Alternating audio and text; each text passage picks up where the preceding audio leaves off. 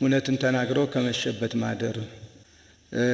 ክቡር ዶክተር አብይ አህመድ የኢፌዴሪ ጠቅላይ ሚኒስትር ጋር በሚደረግ ውይይት ከኢትዮጵያ ኦርቶዶክስ ተዋሕዶ ቤተክርስቲያን ቋሚ ሲኖዶስ የሚቀርቡ ጥያቄዎች ናቸው። በሀገር በዘመን የማትገደበው ቅድስት ቤተክርስቲያን ባልተጠበቀ ሁኔታ ባጋጠማት ችግር ከባድ ፈተና ውስጥ እያለፈች በመሆኑ ፍትሕ ለማግኘት ጥያቄዎቻችንን ለክቡርነቶ ማቅረብ እንድንችል በቅዱስ አባታችን በተጻፈው ቀጠሮ ማስያዣ ደብዳቤ መሰረት ይህን ጊዜ ለንግግር ፈቅደው ስለሰጡን ከልብ እያመሰገን ሀ ቤተክርስቲያናችን የሕግ ሰውነት ያላት በሀገሪቱና በራሷ ቀኖናውያት ሕግጋት የራሷን ጉዳይ በራሷ የምትወስን ተቋም እንደመሆኗ የአሰራር ጉድለትም ካለ ቤተክርስቲያኗ እንድታውቀውና ችግሩን እንድትፈታ እድል መስጠት አይሻልም ነበር ወይ?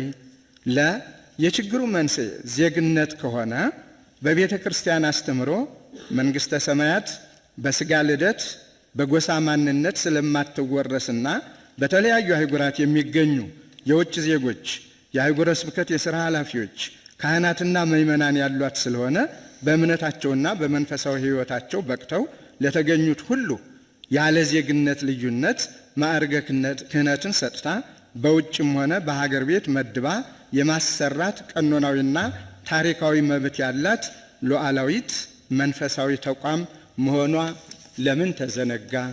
የውጭ ዜጎች በሀገራችን ውስጥ በተለያዩ እምነቶች እየመሩ የሚገኙበት ስለሆነ። በእኛም ቤተ ክርስቲያን ታሪክ የመጀመሪያው ሊቀ ጳጳስ ቅዱስ ፍሬምናጦስ በትውልድ ጢሮሳዊ ወይም ሶርያዊ በዜግነቱ ጽራዊ ወይም ግሪካዊ መሆኑ ለአገልግሎቱ እንቅፋት ሳይሆንበት ሐዋርያዊ አገልግሎቱን ፈጽሞ በክብር አርፏል። በዜግነት ሀገሩ በትውልድ መንደሩ ሳይሆን በሀገራችን ኢትዮጵያ በስሙ የተሰየሙ ለሕዝባችን በረከት የሆኑ ብዙ ገዳማትና አድባራትም ይገኛሉ። ከቅዱስ ፍሬምናጦስ በኋላ በ480 ዓመተ ምህረት ወደ ሀገራችን የገቡት 9 ቅዱሳን ሀገረ ሙላዳቸው የጥንቱ የሮም ግዛት ሆኖ ሳለ በሀገራችን ወንጌልን ሰብከው ገዳማዊ ሕይወትን አስፋፍተው ገድላቸውን ፈጽመው የዘላለም ሕይወትን ወርሰዋል። መታሰቢያቸው በቁጥር በርከት ያሉ ገዳማትና አድባራት የታነጸላቸው የውጭ ሀገር አባቶች ብዙ ናቸው። በአጠቃላይ በዓለም ያሉ አብያተ ክርስቲያናት የጵጵስና ሐዋርያዊ አገልግሎት፣ የመንፈሳዊ ተጋድሎ ሕይወት ታሪክ በዘር በሀገር የማይወሰን የዜግነት ጉዳይ የማይነሳበት ጥንታዊ ታሪካዊ ቀኖናዊ ሃይማኖታዊ ነው።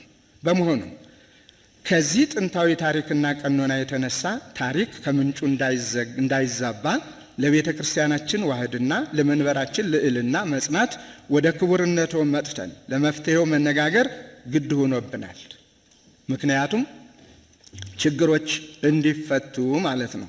የችግሮቹ መፍትሄ ደግሞ ቁልፉ ክቡርነቶ ላይ ነው። ትናንትና ሀገር ናት ብለው ከፍ ያደረጓትን ቤተ ክርስቲያን በዘመኖ ከሀገርነት ወርዳ ጎጥና አጥቢያ እንዳትሆን በዚያው መጠን ከፍ እንድትል ማድረግ የክቡርነቶ ኃላፊነት ስለሆነ ብቻ ነው። መተባበር መታዘዝ የሁላችንም ድርሻ ነው።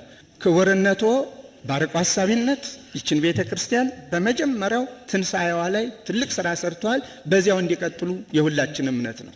በመጨረሻም ክቡርነቶ ስለሰጡን ጊዜ እያመሰገን ላቀረብናቸው ችግሮችም መፍትሄ እንደሚሰጡን ተስፋ በማድረግ በቅዱስ ቋሚ ሲኖዶስ ስም በድጋሜ አመሰግናለሁኝ። አስፈላጊ በእነዚህ በተናገርኳቸው ነገሮች ላይ መረጃ ይዘና በተባልኩበት ሰዓት መረጃቸውን ይዤ ለመምጣትም ዝግጁ መሆኔን በታላቅ ትሕትና እጠይቃለሁ።